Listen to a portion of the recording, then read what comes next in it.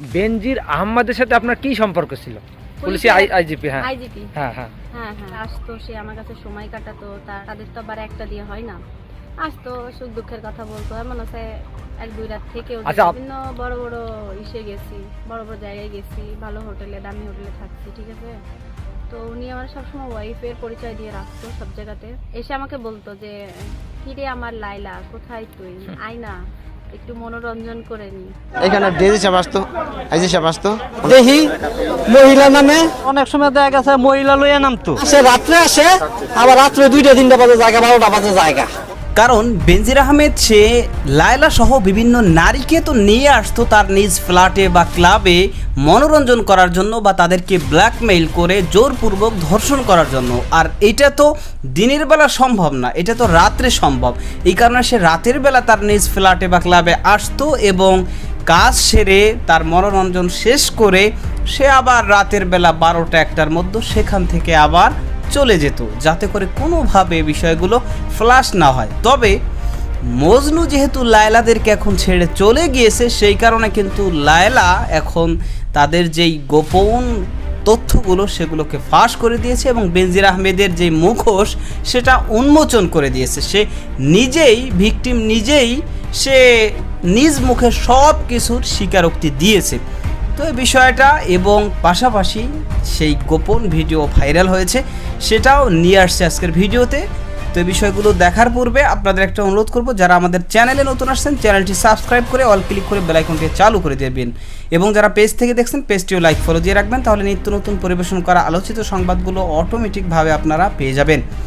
দর্শক, চলুন আমরা দেখে আসি যে বেনজির আহমেদের যে নারী কেলেঙ্কারির যে ভিডিও, গোপন ভিডিও ভাইরাল হয়েছে এবং সেই ভিকটিম যে নিজেই সে বেনজির আহমেদের মুখোশ উন্মোচন করেছে এবং গোপন যে তথ্যগুলো দিয়েছে, আমরা সরাসরি তার মুখ থেকেই এই বিষয়গুলো জেনে আসি। ধৈর্য ধরে একটা লাইক দিয়ে ভিডিওটি দেখতে থাকুন।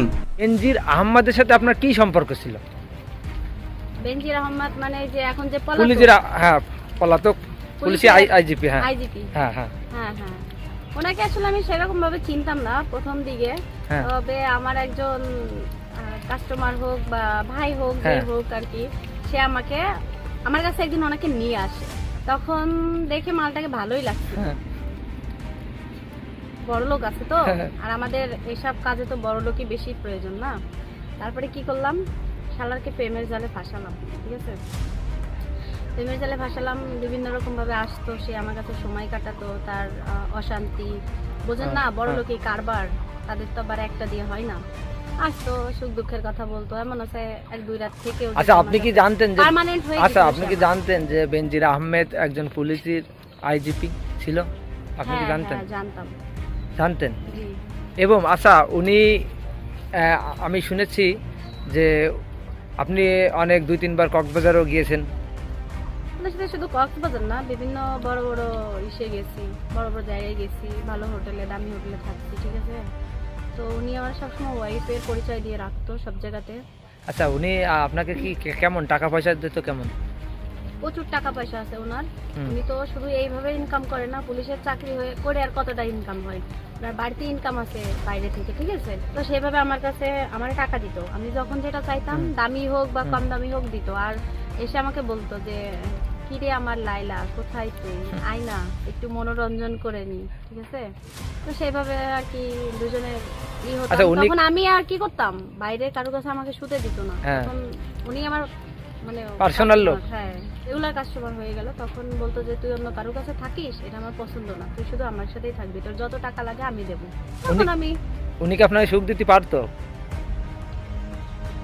অবশ্যই, আরে এটা তো দিয়ে আমাদের কি লাভ, আমাদের দরকার টাকা, টাকা আসলে আমাদের সব শান্তি। আচ্ছা আচ্ছা, এই যে বেনজির এটাই আহমেদ এখন তো, আমার জীবন। হ্যাঁ বেনজির আহমেদ তো এখন আসলে দুদকের মামলা খেয়ে দেশ থেকে পালিয়েছে। তার প্রচুর সম্পদ আসলে সরকারের কাছে ধরা পড়েছে। তো এখন তো আর বেনজির আহমেদের সাথে আপনার কোনো যোগাযোগ নাই? না, যোগাযোগ নাই। ও তো এখন পলাতক, ওর যে নাম্বারগুলো আমার কাছে ছিল সেগুলো বন্ধ। আর বেশি যদি ওর সম্পর্কে বেশি কিছু করতে যাই, তাহলে তো পুলিশের তখন আমাকে এসে ধরবে না, আমার ব্যবসা বন্ধ করে দেবে, তখন তো আমার পেট চলবে না। এক কথা হলো কি, আপনি আসলে ওই বেনজির হোক আর যেই হোক, আপনি মানুষ হিসেবে যান না, আপনার দরকার আপনি সেই হিসেবে জানেন। মানে আমাদের এখানে কি আমাদের আম্মা আছে, তো আম্মার কাছে টাকা দিয়ে করতে হয়। তো বেনজি সবসময় আম্মাকে বলতো যে আমাকে জানি অন্য কেউ না, অন্য কারোর কাছে না দেয়, এক কথা মানে তার কাছেই সে সবসময় যদি আম্মাকে বেশি বেশি টাকা দিয়ে সে আমাকে কিনে রাখছে। এক কথা হলো আপনি কিছুই না, আপনার আম্মা রয়েছে, উনি সব ট্যাকেল দেয়, হ্যাঁ। উনি সব কমপ্লিট করে আপনার কাজ, আপনি তার সাথে সময় দেওয়া, হ্যাঁ, সময় দিতেন, টাকা পাতেন, টাকা কি আপনার হাতে দিত না আপনার আম্মার আম্মার কাছে? কাছে দিত, কিন্তু আমাকে কিছু টিপস দিয়ে হ্যাঁ, দিত। কিছু আলাদাভাবে খুশি করতো। তারপরে দামি সোনার চেন, আংটি এগুলো দিত, এগুলো ভালোবেসে দিত হ্যাঁ, আলাদা। ভালোবেসে দিত। সে এক কথায় আমার প্রেমে সে অন্ধ হয়ে গেছে। আচ্ছা, এখন যে এই যে সে এই যে একটা পুলিশের আইজিপি হয়ে সরকারের কোটি কোটি টাকা আত্মসাৎ করেছে, এ বিষয়ে আপনি কি বলবেন? এ বিষয়ে আমার কোনো ধারণা নাই, তবে টিভিতে নিউজে সবসময় শুনতেছি যে ও নাকি এগুলা করছে, মানে টাকা পয়সা পাচার করতো, আত্মসাৎ করছে, বিভিন্ন জায়গা থেকে মানে নাম কামাইছে, যে পুলিশের আইজি হয়ে এগুলো হ্যাঁ, ক্ষমতা দেখায় বিভিন্ন মানুষের থেকে টাকা দিচ্ছে। তারপরে বিভিন্ন রকমের যে আপনার আছে না কন্ট্যাক্ট, হ্যাঁ। বড় বড় বিল্ডিং এর, হ্যাঁ। এগুলো কন্ট্যাক্টে ওর থেকে নিয়ে করছে, দালালি করছে, এক কথায় দালাল যাকে আর বলে, সে দালালি করছে, সে জায়গাতে টাকা আনছে। এখন সরকারের সবকিছু ওর সিল করে দিছে, ওর বউ বাচ্চাও নাকি সরকারের এক হেফাজতে কথা আছে। হলো যে অন্যায় করেছে, কারণ এই অন্যায়ের দিকে আপনি তার কি বিচার চান? আমি অন্যায়কে কখনো সাপোর্ট করবো না, যদিও আমি পতিতালাতে থাকি, তারপর আমি অন্যায়কে সাপোর্ট করবো না, কিন্তু যে এগুলো তার করা ভুল, কারণ সে একজন আইনের সেবক হয়ে সে মানুষকে সেবা দেবে, তার মানুষের থেকে টাকা চুষে খাইছে। আচ্ছা, আমাদের এই যে সরকার শেখ হাসিনা, উনি কেমন লোক? সরকার শেখ হাসিনা ভালো মানুষ, কি বলবো, উনি অনেক ভালো, মানে অন্যায়কে কখনো প্রশ্রয় দেন না। আচ্ছা শান্তি। আচ্ছা, আপনি এই পথে আসলেন কেন, এই বাজে পথে? এই পথে আসলাম কেন, অনেক কাহিনী, লম্বা কাহিনী। যার বাবা মা নাই, অনাথ, আমার চাচা চাচির কাছে ছিলাম, তারা দেখতো না, তারাই দিত, মারধর করতো চাচি, তারপরে চাচি মারধর করে শহরে আমার বিক্রি করে দেয় পতিতলায়, ঠিক আছে। তখন থেকে আমি অনেক, প্রথম থেকে এটা আমি ঢুকতে চাই নাই, অনেক জোর জবরদস্তি করার পরে তারপরে এখন এখানে আসছি, এখানে রয়েছি। এখন টাকা পয়সা পাই, ভাঙি চুরি ইচ্ছা মতো, এখন সুখ পেয়ে গেছি টাকার কাছে, এখন এইগুলো আর কোনো বিষয় লাগে না। প্রথম প্রথম অনেক খারাপ লাগতো, কান্নাকাটি করতাম বাড়ি যাওয়ার জন্য, কিন্তু কোনো লাভ হয়নি। দর্শক, এই বিষয়গুলো আপনারা দেখলেন। তো এই যে মেয়েটা যে অভিযোগগুলো তুললো এবং যা বলল, তো তাতে তো মোটামুটি ক্লিয়ারভাবে সে সব কিছু খোলাসা করেই বলল। তো মেয়েটা যদি সুস্থ মস্তিষ্কের অধিকারী হয়ে থাকে, তো তাহলে আমার মনে হচ্ছে যে বেনজির আহমেদ সে যেটা করেছে সেটাই সে বলেছে। আর যদি তার মস্তিষ্কে কোনো সমস্যা হয়ে থাকে, তাহলে হয়তো বা বলতে পারেন যে এই মেয়েটা ভুল কিছু বলতেছে বা এই সেই। এবং বেনজির আহমেদ, যিনি হাজার হাজার কোটি টাকা অবৈধভাবে উপার্জন করেছে এবং দেশের থেকে লুটপাট করে বিদেশেও পাচার করেছে, এবং সে গরিব, দুস্থ, হিন্দু, তারপরে মুক্তিযোদ্ধা, বন বিভাগ, বিভিন্ন জায়গা থেকে জমি জমা এগুলোকে ছিনিয়ে নিয়েছে। তো সে নারী কেলেঙ্কারির সাথে জড়িত থাকবে না, এটা কি হতে পারে?